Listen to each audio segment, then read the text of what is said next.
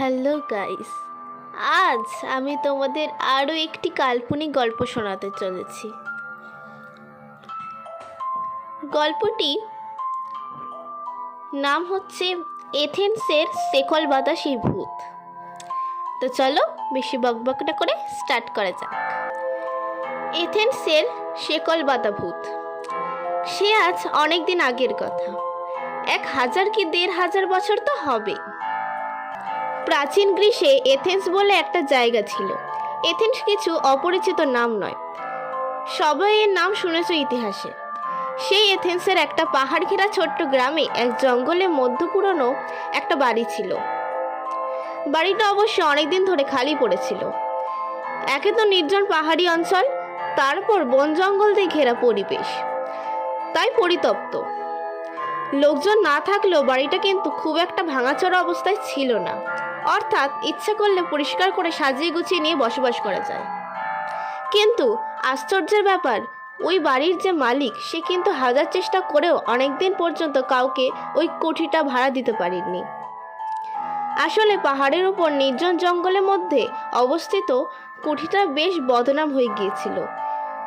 একবার এক শান্তিপ্রিয় ভদ্রলোক কুঠিটা দেখে লোভ সামলাতে না পেরে ছুটি কাটাবার জন্য ওই কুঠিতে কয়েকটা রাত কাটাতে আসেন।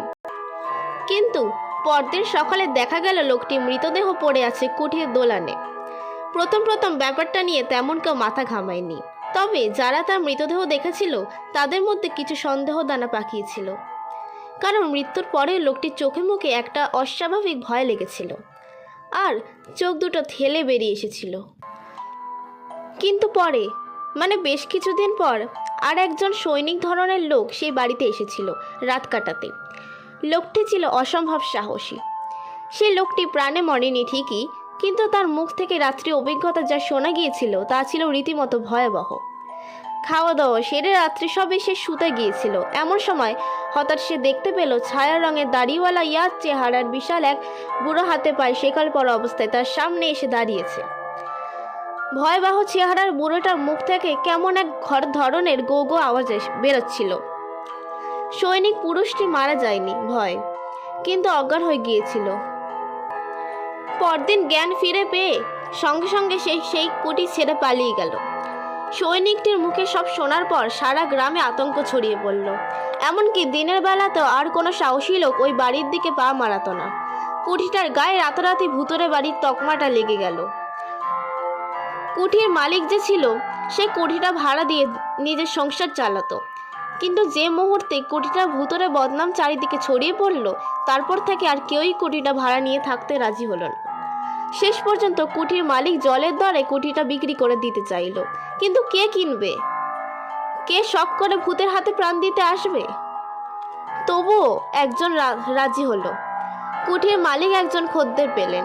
লোকটি ছিলেন তখনকার দিনে একজন নামকরা দার্শনিক মানুষরা সাধারণত নির্জন জায়গা পছন্দ করেন। তারা যুক্তি আর তর্ক দিয়ে সবকিছু বিচার বিশ্লেষণ করতে ভালোবাসেন। লোকমুখে কুঠিটার অপবাদের কথা এই দার্শনিক লোকটিরও কানে এসেছিল, কিন্তু তিনি মনে প্রাণে কোনো অলৌকিক ব্যাপার বিশ্বাস করতে চাইতেন না। তিনি স্থির করলেন বাড়িটায় গিয়ে তিনি উঠবেন, মানুষের মধ্যে ভূতের ভয়ের অযৌক্তিক সংস্কারে উড়িয়ে দেবেন। কুঠির মালিকের কাছে গিয়ে তিনি কুঠিটা কেনার বাসনার কথা জানালেন। কুঠির মালিক তো হাতে স্বর্গ পেল। সে ধরেই নিয়েছিল এমন ভূতের বাড়ি কোনোদিনও ভাড়া হবে না বা বিক্রি হবে না। তাও দার্শনিক ভদ্রলোকের প্রস্তাব শুনে আকাশ থেকে পড়ল সেও সঙ্গে সঙ্গে জলের দরে কুঠিটা বিক্রি করে হাঁফ ছাড়ল। আগেই বলেছি, যুক্তি ছাড়া দার্শনিক চলেন না। যা চোখে দেখা যায় না, হাত দিয়ে যাকে ছোঁয়া যায় না, অথবা অন্তর দিয়ে যাকে উপলব্ধি করা যায় না, তেমন কিছুতে তার বিশ্বাস আসবেই বা কেন? নিজের সব জিনিসপত্র নিয়ে গিয়ে দার্শনিক ভদ্রলোক উঠলেন সদ্য কেনা সেই বাড়িতে। সারাদিন ধরে নিজের হাতে সব কিছু গোছালেন, নিজের হাতেই সব কাজ করতে হয়েছিল, কারণ বাড়িটার এমন বদনাম হয়েছিল যে বেশি পয়সার লোভ দেখিয়েও কোনো চাকর বাকর রাখতে পারেননি তিনি। যাই হোক, সারাদিন পরিশ্রমের পর দার্শনিক ভদ্রলোক বেশ ক্লান্ত হয়ে পড়েছিলেন। খুব একটা খাবার ইচ্ছে না থাকলেও রাতে সামনে রুটি আর মাংস আর কফি দিয়ে রাতের আহার শেষ করলেন। তারপর গিয়ে শুনলেন শুলেন তার ছোট্ট বিছানায়। মাথার কাছে সেকেলে ধরনের একটা জানালা ছিল, সেটা খুলেই রাখলেন। গরমের দিন, রাতের ফুরফুরে হাওয়ায় অত্যন্ত ক্লান্ত দেহে বাতি নিভিয়ে শোয়ার সাথে সাথেই তিনি গভীর ঘুমে তলিয়ে গেলেন। কতক্ষণ ঘুমিয়েছিলেন কে জানে। হঠাৎ একটা অদ্ভুত আওয়াজ আর অস্বস্তির মধ্যে তার ঘুমটা ভেঙে গেল। গভীর ঘুমে আচ্ছন্ন মানুষের হঠাৎ ঘুম ভেঙে গেলে প্রকৃতিস্থিতি হতে সময় লাগে। দার্শনিক ভদ্রলোকেরও সামান্য সময় লাগলো তিনি কোথায় আছেন, কেমনভাবে আছেন এটুকু বুঝতে। তারপর তার সব কিছু একে একে মনে পড়ল। তিনি নতুন বাড়িতে এসেছেন, তার নতুন বাড়িতে এটাই তার প্রথম রাত্রি বাস। সব মনে পড়তে লাগলো। কান খাড়া করে অদ্ভুত আওয়াজ আর অস্বস্তি বোঝার চেষ্টা করতে লাগলেন।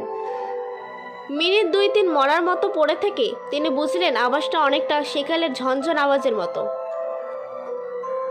কিন্তু খুব অস্পষ্ট। কে যেন অনেক দূর থেকে শেকল টেনে টেনে আসছে।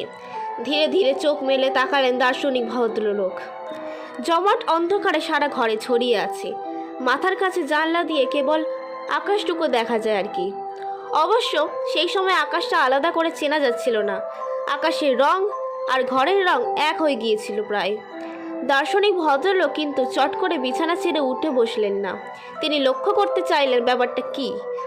আরও একটা অনুভব করলেন তিনি, সমস্ত ঘরে বাতাস যেন স্তব্ধ হয়ে আসছে। একটা দম বন্ধ করা গুমট পরিবেশের সৃষ্টি হয়েছে। অনেকটা সময় যখন এইভাবে কেটে গেল আর জমাট বাঁধা অন্ধকারটা যখন ধীরে ধীরে সয়ে এলো, হঠাৎই তিনি আবিষ্কার করলেন হাতে পায়ে শেকল বাঁধে একটা অস্পষ্ট ছায়ামূর্তি আস্তে আস্তে ভেসে উঠেছে। হাত নেড়ে সেই ছায়ামূর্তিটা কি যেন বলতে চাইছে তাকে। মূর্তির দুটো চোখ থেকে যেন জ্বলন্ত আগুনে আভা বেরোচ্ছে। দার্শনিক ভদ্রলোক ছিলেন প্রচণ্ড সাহসী। ভৌতিক কিছুতে তার তেমন বিশ্বাস ছিল না, তবু ভয় না পেলেও একটা অদ্ভুত বিস্ময় তাকে কিছুক্ষণের জন্য আচ্ছন্ন করে ফেলল। তিনি বুঝতে চেষ্টা করলেন জিনিসটা কি, কোনো ভয়ঙ্কর দানব নাকি কোনো অসৎ মানুষ ওইভাবে সাজগোজ করে এসে তাকে ভয় দেখাচ্ছে। শুয়ে শুয়ে এসব নানান যুক্তিতর্ক যখন তার মনে ঝড় তুলেছে, তখনই তিনি দেখলেন সেই হাতে পায়ে শেকল পরা ছায়া মূর্তিটা ধীরে ধীরে তারই দিকে এগিয়ে আসছে। দু চোখ সেটার তখনও জ্বলছে। সে যেন মুখ হা করে আর হাত পা নেড়ে কিছু যেন বলতে চাইছে তাকে। আর হাত পা নাড়ার সাথে সাথে শেকলে ঝনঝন আওয়াজটাও ক্রমাগত শব্দ তুলছিল। অন্য কেউ হলে এতক্ষণ নিশ্চয় অজ্ঞান হয়ে যেত। ভয় অথবা দুর্বল হৃদয়ের লোক হলে মৃত্যু হতো ভয়।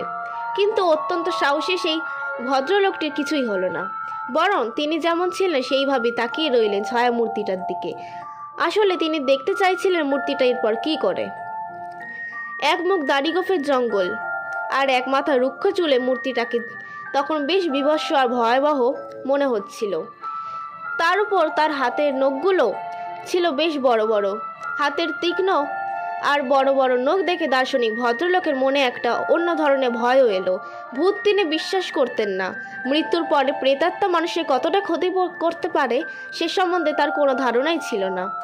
অদেখা এমন কিছু পৃথিবীতে আছে বলেও তার বিশ্বাসই ছিল না। ভূতের চেয়ে জ্যান্ত চোরডাকাত মানুষের বেশি ক্ষতি করে বলেই তিনি মনে করেন। কিন্তু এখন তিনি কি করবেন? সম্ভব বিপদের থেকে আত্মরক্ষার উপায় ভাবছিলেন যখন হঠাৎ সেই সময় দার্শনিক ভদ্রলোকের লক্ষ্য করলেন মূর্তিটা আর এক পাও না এগিয়ে এসে ক্রমাগত পিছু হাঁটতে শুরু করলো। পেছোতে পেছোতে একসময় সে ঘর পরিত্যাগ করলো। অশরীরী মূর্তিটিকে পিছিয়ে যেতে দেখে দার্শনিক ভদ্রলোকটি ক্ষণিকের অবস্থা ত্যাগ করে তড়াক করে বিছানা ছেড়ে উঠলেন। তারপর নিজেও ছুটে ঘর ছেড়ে বাইরে এসে দাঁড়ালেন। অশরীরী মূর্তিটা ভূত বা অদ্ভুত যাই হোক, দার্শনিক পরম বিস্ময় লক্ষ্য করলেন বারান্দা পার হয়ে মূর্তিটা ধীরে ধীরে নিচে নেমে গেল। তারপর লম্বা উঠোনের ঠিক মাঝ বরাবর গিয়ে হঠাৎই যেন কর্পূরের মতো মিলিয়ে গেল। দার্শনিক একবার চিৎকার করে উঠলেন, কে কে বলে, কিন্তু উত্তরে কেবল অনেক দূর থেকে ভেসে আসা অস্পষ্ট গোঙানি ছাড়া আর কিছুই শুনতে পেলেন না সে। উঠোনের ঠিক যে জায়গাটা মূর্তিটা অদৃশ্য হয়েছিল সেইখানে দাঁড়িয়ে অনেকক্ষণ গুম হয়ে কি যেন ভাবলেন তিনি। আরও 2-1 বার ডাকাডাকি করেও কারো উত্তর কিছু পেলেন না। বিফল মনোরথ হয়ে তিনি ঘরে এসে শুয়ে পড়লেন। বাকি রাতটা তিনি এই অদ্ভুত ব্যাপারটা নিয়ে চিন্তা করতে করতে কাটিয়ে দিলেন। পাহাড়ের টিলায় এই কুঠি বাড়িটা ছিল লোকালয় থেকে বেশ কিছু দূরে। তার উপর ভূতরে বদনামের জন্য সরি গাইস, ওয়ান মিস্টেক, ভোরের আলো ফোটার সঙ্গে সঙ্গে গত রাত্রে ঠিক যে জায়গা থেকে মূর্তিটা অদৃশ্য হয়ে গিয়েছিল সেখানে এসে অনেক কিছু পর্যবেক্ষণ দৃষ্টিতে খুঁটিয়ে খুঁটিয়ে লক্ষ্য করতে লাগলেন। কিন্তু দিনের বেলায় কোনো কিছুই তার অস্বাভাবিক মনে হলো না। পাহাড়ের টিলায় এই কুঠি বাড়িটা ছিল লোকালয় থেকে বেশ কিছু দূরে। তার উপর ভূতুরে বদনামের জন্য লোকজন, এমনকি কোনো সাহসী পুরুষও ওই বাড়ির দিকে তৃষামানায় আসত না। নির্জন নির্বান্ধব এই পরিবেশে দার্শনিক ভদ্রলোক আবার তন্ময় হয়ে গেলেন নিজের পড়াশোনায়। প্রায় সারাদিনই বইয়ের জগতে ডুবে থাকলেন তিনি। ফলে রাতের সেই অশরীরী আর অদ্ভুত ঘটনার কথা প্রায় ভুলেই গেলেন। রাতের খাওয়া দাওয়া সেরে যখন বিছানায় শুতে এলেন তখনই আরেকবার তার গত রাতের ঘটনার কথা মনে পড়ল। কিন্তু ঘটনাটিকে তিনি তেমন আমল দিলেন না। ভাবলেন অত্যধিক ক্লান্তি আর চিন্তাগ্রস্ত থাকার জন্য আধা ঘুম আধো জাগরণের কি দেখেছিলেন। বিছানায় শোয়ার সাথে সাথে ঘুম না এলেও কিছুক্ষণের মধ্যেই গভীর ঘুমে তলিয়ে গেলেন। ভয়ডর না থাকার জন্য সব কিছুকে অলিক বলে উড়িয়ে দিলেও আজ রাতেও কিন্তু গত রাতে ঘটনা পুনরাবৃত্তি হলো। এমনকি তারপরেও রাতে একই ব্যাপার ঘটল। পরপর 3 রাত্রি একইভাবে অশরীর মূর্তির আবির্ভাব এবং একইভাবে হাত পানে রেখেছে বলতে চাওয়ার চেষ্টা, এবং একইভাবে উঠোনের ঠিক একই জায়গায় এসে তার মিলিয়ে যাবার দার্শনিককে বেশ ভাবিয়ে তুলল। তিনি কিছুতেই কোনো ব্যাখ্যা দিয়েও বুঝতে পারছিলেন না এটা কেমন করেই হচ্ছে, কিভাবে হচ্ছে। অবশেষে চতুর্থ দিন সকালে দার্শনিক কিন্তু আর সব কিছু নিছক কল্পনা বলে উড়িয়ে দিতে পারলেন না। আবারও ভয় পেয়ে বাড়ি ছেড়ে পালিয়েও গেলেন না। তিনি মনে মনে ভাবলেন নিশ্চয়ই এর মধ্যে অনুসন্ধানীদের কিছু আছে। সত্যি যদি কোনো অশরীরী প্রেত হয়ে থাকে তাহলে সে নিশ্চয়ই তাকে কিছু বলতে চাইছে। আর সবচেয়ে যেটা তাকে আকৃষ্ট করলো সেটা হচ্ছে উঠোনের ওই নির্দিষ্ট শান্তি।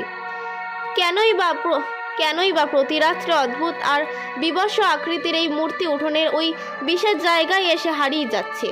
তাহলে এই জায়গাটিতে কি তাৎপর্যপূর্ণ কিছু আছে? এর তদন্ত হওয়া প্রয়োজন। চতুর্থ দিন সকালে আলো ফোটার সঙ্গে সঙ্গে দার্শনিক আর বাড়িতে বসে রইলেন না, চলে গেলেন শহরে। প্রথমেই তিনি যোগাযোগ করলেন স্থানীয় ম্যাজিস্ট্রেটের সাথে। সব কথা তাকে খুলে বললেন। অন্য কেউ হলে হয়তো ম্যাজিস্ট্রেট সাহেব পাগলের প্রলাপ বলে উড়িয়ে দিতে, কিন্তু এই দার্শনিক ছিলেন বেশ নামী লোক। জ্ঞানী এবং বুদ্ধিমান হিসেবে তিনি বেশ পরিচিত ছিলেন সকলের কাছে। তাই তার কথাকে হেলায় উড়িয়ে দিতে পারলেন না ম্যাজিস্ট্রেট সাহেব। কাল বিলম্ব না করে তিনি বেশ কিছু মজুর নিয়ে ফিরে এলেন দার্শনিকের কেনা নতুন বাড়িতে। উঠোনের ঠিক যে জায়গায় এসে অশরীরী সেই মূর্তিটা গত 3 রাত্রে অদৃশ্য হয়েছিল সেই জায়গায় মাটি কপাতে লাগলো মজুররা। অবশ্য বেশি দূর খুঁড়তে হলো না। সামান্য কয়েক হাত জমির নিচেই পাওয়া গেল একটা আস্ত কঙ্কাল। কঙ্কালটির হাত পা শেকল দিয়ে বাঁধা ছিল। শেকলে মরচে পড়েছে পুরো হয়ে। প্রেতাত্মার কোনো দিনই বিশ্বাস ছিল না দার্শনিকের, কিন্তু সব ঘটনা চাক্ষুষ করে তার বিস্ময়ের সীমা রইল না। ম্যাজিস্ট্রেট সাহেবের পরামর্শ ধর্মীয় নিয়ম কানুন মেনে কঙ্কালটিকে যথাযথভাবে কবর দেওয়া হলো। আর সব থেকে অদ্ভুত ব্যাপার, কঙ্কালটি ভালোভাবে ধর্মীয় রীতি মেনেও কবরস্থ করার পর আর কোনোদিনই এই বাড়িতে সে অশরীরী মূর্তির আবির্ভাব ঘটেনি। এরপর দার্শনিক বহুদিন সেই বাড়িতে বাস করছিলেন। আর কোনোদিনই কিছু দেখেননি তিনি, কিন্তু তিনি তবু বাড়িটির ব্যাপারে খোঁজ খবর শুরু করলেন। গ্রামের কেউ কিছু ঠিকভাবে বলতে পারল না। গ্রামের এক অতি বৃদ্ধের মুখে শোনা গেল অনেক দিন আগে এক বৃদ্ধ কৃতদাসকে সামান্য অপরাধের জন্য ওইভাবে হাতে পায়ে শেকল বেঁধে জীবন্ত কবর দেওয়া হয়েছিল এই বাড়িতে। এই ঘটনা সত্য কিনা মিথ্যে জানার উপায় নেই, তবে দার্শনিক বুঝেছিলেন মৃত্যুর পরেও আত্মার আসা যাওয়া থাকে। আর সেই আত্মা যদি অতৃপ্ত হয় তাহলে অশরীরী রূপ নিয়ে মানুষকে দেখা দিতে চায়। হয়তো বা সেই অতৃপ্ত আত্মা মুক্তির পথ খোঁজে।